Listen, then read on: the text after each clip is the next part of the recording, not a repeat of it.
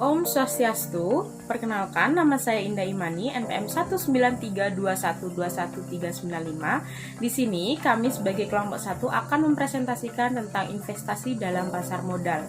Yang pertama ada pengertian investasi. Investasi adalah penanaman aset atau dana yang dilakukan oleh perusahaan atau perorangan untuk jangka waktu tertentu demi memperoleh timbal balik yang lebih besar di masa depan. Di pasar modal, yang terjadi adalah sebuah transaksi jual beli saham. Oleh karena itu, harga saham sangat bergantung pada kondisi pasar dan selalu mengikuti ataupun melebihi inflasi di sebuah negara. Selanjutnya, ada pengertian investasi menurut para ahli. Yang pertama, menurut Sunariyah, investasi ialah penanaman modal untuk satu ataupun lebih aktiva yang dimiliki dan juga biasanya berjangka waktu lama dengan harapan untuk mendapatkan keuntungan di masa-masa yang akan datang. Kedua, ada James C. Van Horn. Investasi merupakan kegiatan yang dilangsungkan dengan memanfaatkan kas pada masa sekarang dengan tujuan untuk mendapatkan hasil barang di masa yang akan datang. Ketiga, ada pendapat dari Mulyadi. Investasi merupakan pengaitan sumber-sumber dalam jangka panjang untuk mendapatkan hasil atau laba di masa yang akan datang. Presentasi selanjutnya akan dilanjutkan oleh teman saya. Perkenalkan, nama saya Nimadi Dwi Permanayati, NPM 1932121154. Di sini saya akan menjelaskan tentang jenis-jenis investasi, yaitu yang pertama ada tabungan bank. Salah satu cara investasi yang paling mudah dan cepat untuk bisa menginvestasikan uang, dan siapapun bisa melakukan investasi jenis ini. Yang kedua, deposito. Penanaman modal dalam bentuk simpanan uang kepada perusahaan dengan jaminan investor menerima suatu keuntungan berupa bunga dalam jangka waktu yang sudah disepakati. Yang ketiga, mata uang asing. Dapat digunakan sebagai investasi jangka pendek dengan melakukan pembelian mata uang yang sedang mengalami depresiasi dan kemudian menjual kembali saat mengalami kenaikan harga. Yang keempat, saham, yaitu bukti kepemilikan seseorang di dalam suatu perusahaan. Saham dibuat dalam bentuk surat berharga yang menunjukkan kepemilikan. Yang kelima, obligasi. Dapat dilakukan pada bisnis yang menyediakan jasa pinjam modal. Keuntungan yang didapat lebih tinggi daripada deposito, karena bunga yang dipatok lebih tinggi. Yang keenam, reksadana, yaitu tempat untuk menghimpun uang secara kolektif dan dana yang terkumpul tersebut akan dikelola oleh manajer. Untung dan rugi ini akan dibagi rata kepada seluruh investor. Yang ketujuh, properti. Investasi ini termasuk suatu investasi non-real karena bukan berupa uang, namun berupa bangunan seperti rumah, gedung, atau apartemen. Yang kedelapan, emas. Emas menjadi investasi yang cukup menguntungkan karena emas mempunyai nilai atau harga yang selalu naik setiap tahunnya. Perkenalkan, nama saya Niputu Ayu Susanti Febriani, NPM 1932121017. Selanjutnya, materi yang saya akan bawakan adalah mengenai keuntungan investasi. Keuntungan investasi, khususnya pada investasi saham. Keuntungan pada investasi ini lebih menarik dari investasi lainnya. Ada beragam keuntungan investasi saham dapat dibagi dalam paparan berikut ini. Keuntungan pertama yaitu dividen. Dividen adalah pembagian laba yang diberikan kepada pemegang saham, di mana dividen berasal dari keuntungan perusahaan. Keuntungan yang kedua adalah capital gain. Capital gain adalah keuntungan yang diberikan kepada pemegang saham dari hasil penjualan saham. Yang ketiga adalah memiliki hak untuk mengikuti RUPS. RUPS sendiri adalah rapat umum pemegang saham.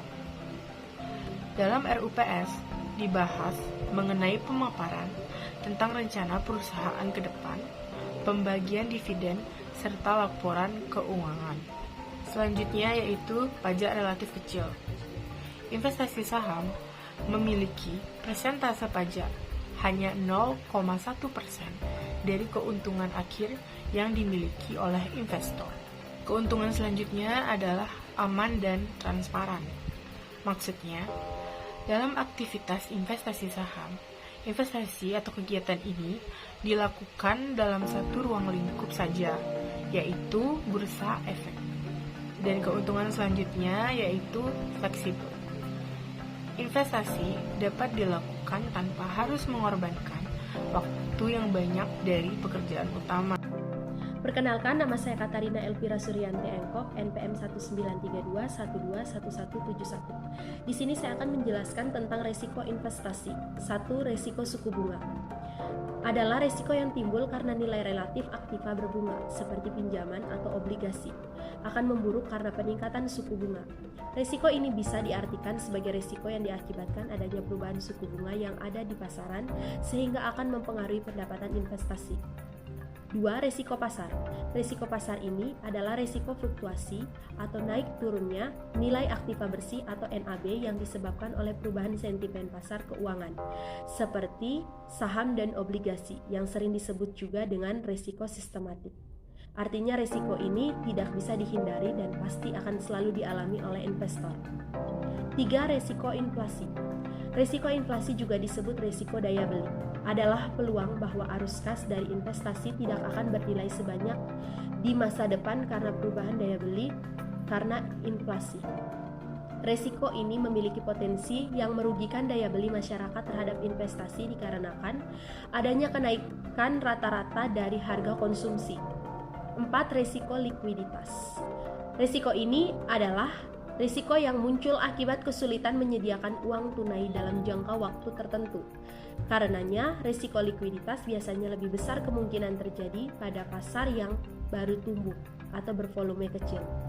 Risiko jenis ini memiliki kaitan dengan percepatan dari sekuritas yang diterbitkan oleh pihak perusahaan yang bisa diperdagangkan di ranah pasar sekunder. 5. Resiko falas atau nilai tukar mata uang. Resiko valuta asing atau falas adalah resiko yang disebabkan oleh perubahan kurs valuta asing di pasaran yang tidak sesuai lagi dengan yang diharapkan, terutama pada saat dikonversikan dengan mata uang domestik. Yang keenam, resiko negara. Resiko ini disebut dengan resiko politik. Hal ini didasarkan pada kondisi perpolitikan negara. Dari resiko ini juga masih ada kaitannya dengan perubahan ketentuan perundang-undangan yang membuat pendapatan menurun. 7. Resiko reinvestment.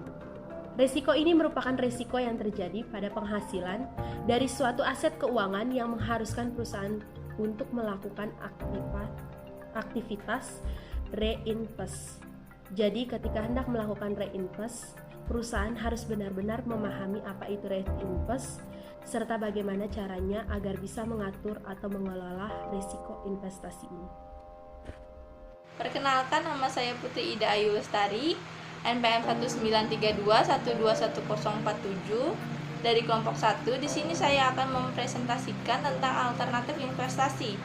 Pengertian alternatif investasi adalah aset keuangan yang tidak termasuk dalam salah satu kategori investasi konvensional. Kategori konvensional meliputi saham, obligasi, dan uang tunai. Sebagian besar aset investasi alternatif dipegang oleh investor institusional atau individu terakreditasi dan berpenghasilan tinggi karena sifatnya yang kompleks dan kurangnya regulasi dan tingkat resikonya. Alternatif investasi yang pertama adalah investasi alternatif properti. Jenis investasi alternatif pertama yang paling populer yang bisa kamu coba beli adalah properti. Seperti harga rumah yang terus meningkat setiap tahunnya bisa jadi sumber kekayaan kamu dengan catatan kamu bisa menjualnya di saat yang tepat dan membelinya pada harga terbaik. Selain itu, nggak sekedar hanya bisa disimpan untuk dijual lagi, properti juga bisa digunakan sebagai tempat tinggal selama bekerja. Jadi keuntungannya yang akan kamu dapatkan bisa berlipat ganda. Yang kedua ada investasi tanah. Kalau kamu belum punya cukup uang untuk membangun atau membeli rumah, kamu juga coba jenis investasi alternatif dalam bentuk tanah. Punya sebidang tanah, keuntungannya juga lumayan besar, apalagi kalau lokasinya strategis dibandingkan dengan properti. Mencari pembeli tanah biasanya Lebih mudah karena fungsinya yang masih bisa berganti sesuai kebutuhan, jadi nggak terpengaruh sama orang yang hanya ingin mencari tempat tinggal saja. Tapi bisa juga digunakan pengusaha yang ingin membangun tempat usahanya. Yang ketiga ada deposito bank. Menyimpan uang dalam jumlah dan waktu tertentu bisa menjadi investasi alternatif lainnya yang bisa dicoba. Jika kamu orang yang cukup memiliki kesabaran, maka deposito bank bisa menjadi alternatif investasi yang menarik. Bunga yang ditawarkan juga lumayan menarik, berkisar antara 4-7%, tergantung kebijakan bank tempat kamu mendepositokan uangnya. Terima kasih. Om Swastiastu. Perkenalkan, nama saya Relin Putri Kawardani, NPM 19321211141. Saya dari kelompok 1. Di sini saya akan membahas tentang perbandingan beberapa instrumen investasi. Yang pertama yaitu deposito. Bentuk investasi yang paling lazim digunakan adalah deposito berjangka. Hampir setiap bank memiliki produk investasi ini. Kelebihan dari investasi ini adalah tingkat pengembalian yang tetap sehingga resikonya lebih rendah. Yang kedua yaitu saham. Saham merupakan produk investasi yang sangat populer hingga saat ini. Secara teknis, ketika Anda membeli saham di bursa, itu artinya Anda membeli sekian persen kepemilikan perusahaan yang menjual sahamnya.